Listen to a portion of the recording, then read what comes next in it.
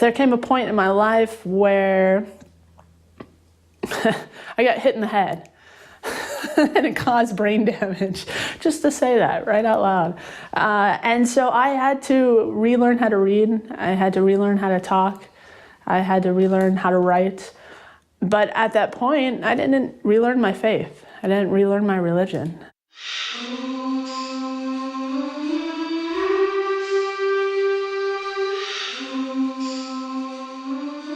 When I was in college, I was a camp counselor.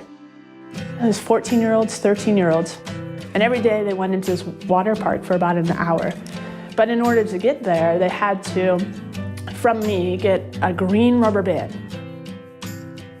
And then they come back and I had to get the green rubber bands back from them. It just became a game to keep it away from me. So at the end of the summer, I gather all the kids around and I handed each kid this green rubber band. Well, 5 years later, I'm at a restaurant and this big, huge, tall guy comes up and he says, that green rubber band meant everything to me. I mean, I thought this was trash. I thought the rubber band was trash, but I'm handing it out and it meant everything to that kid. I decided to go on a huge backpacking trip. It's called the John Muir Trail. It's 220 miles. It starts in Yosemite, California, and it goes all the way to the top of Mount Whitney. And this was going to be a 22-day hike. I went on this hike with my brother. We're about 7 days in, and that's when my brother, who's a runner, that's how he trained for the trail, his knees, and both knees, started to swell so much that he couldn't bend his legs. And we're out in the middle of nowhere, you know, the John Muir Trail is really remote. We woke up in the morning, he could only last one more day. We said, okay, let's look at the maps. We found this place where it's kind of like a campground.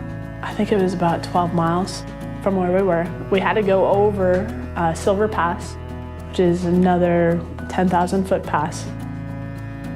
Even in the morning, he couldn't bend his knees. So imagine walking up, I mean, it is just straight up, trying to get over this pass without being able to bend your knees. I mean, he's in a lot of pain.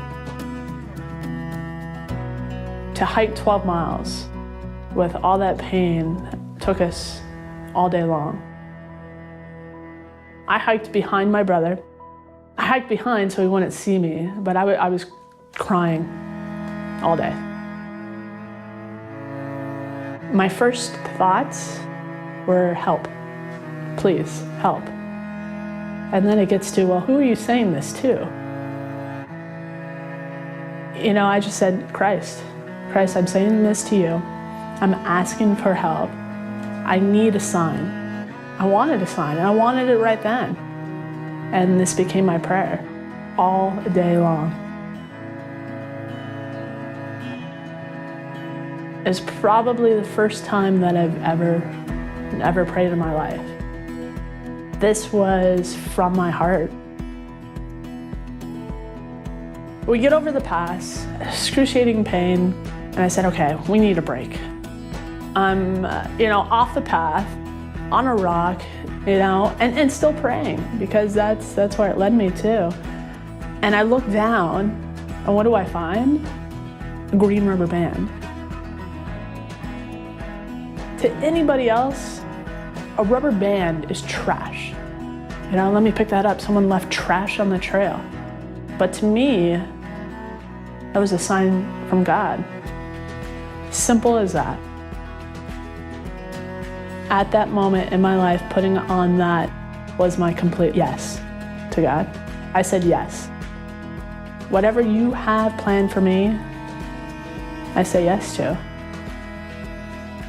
We hiked, the 5 miles more. We made it to the escape route, but he can't go on. There's no way. This one couple, Joe and Liz, they looked at me and said, well, you look fine. Do you want to come with us? It became 14 days of pure prayer. When I'm on a mountain pass, instead of just standing there saying, wow, this is amazing, this makes me feel so small, I said, wow, I am so loved. I'm so loved to be here. For someone to make this for me, to see it, it changed everything.